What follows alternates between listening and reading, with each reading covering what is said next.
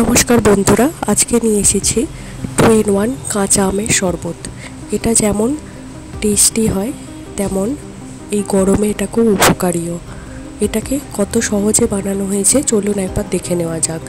আমি এটাকে কোনো রকম পোড়ানোর ঝামেলা রাখিনি, কারণ পোড়াতে গেলে অনেকটা টাইম নষ্ট হবে। তাই আমি এটাকে প্রথমে প্রেসার কুকারে সেদ্ধ করে নিয়েছি।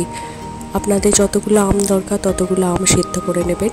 এবার এখানে আমি শরবতটাকে মিষ্টি বানানোর জন্য ব্যবহার করেছি তাল মিছরি। আপনারা চাইলে তাল মিছরির জায়গায় চিনিও ব্যবহার করতে পারেন, তবে অবশ্যই সেটা গুঁড়িয়ে ব্যবহার করবেন, বেশি ভালো হবে। এরপর আমি এখানে পোড়া ফ্লেভারটা আনার জন্য সেদ্ধ করা আমটাকে একটু পুড়িয়ে নিচ্ছি।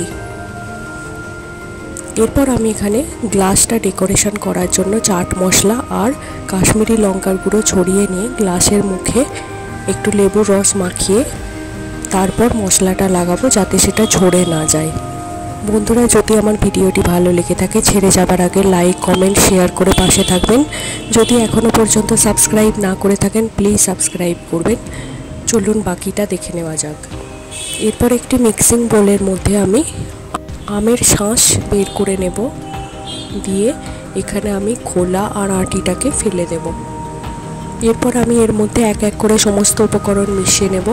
আমি এখানে নিয়েছি 1 চিমটা শুকনো খোলাতে সেঁকে নেওয়া লবণ, কারণ আমি এখানে কাঁচা লবণ ইউজ করিনি, যেটা স্বাস্থ্যের পক্ষে উপকারী হয় না, তাই আমি একটু সেঁকে নিয়ে তারপর ব্যবহার করেছি। এরপর আমি এর মধ্যে দিয়েছি একটু লেবুর পাতা, এটা অপশনাল, না থাকলে দিতে হবে না, একটু লেবুর রস দিতে পারেন।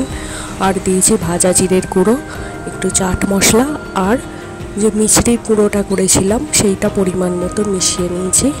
এরপর দিয়ে দেবো আমি এর মধ্যে ঠান্ডা জল। আপনারা যদি বরফ খেতে চান তাহলে বরফটা দিতে পারেন, আমি এখানে বরফ নিইনি, একটু ঠান্ডা জল নিয়েছি। এরপর সমস্ত উপকরণকে ভালো করে মিশিয়ে পরিবেশন করার আগে লেবুর পাতাগুলো ফেলে দিতে হবে, নয়তো লেবুর পাতাটা মুখে গেলে তেতো লাগবে। তার জন্য আপনারা ঠান্ডা ঠান্ডা শরবতটি পরিবেশন করবেন। আশা করছি সবার ভালো লাগবে। ধন্যবাদ।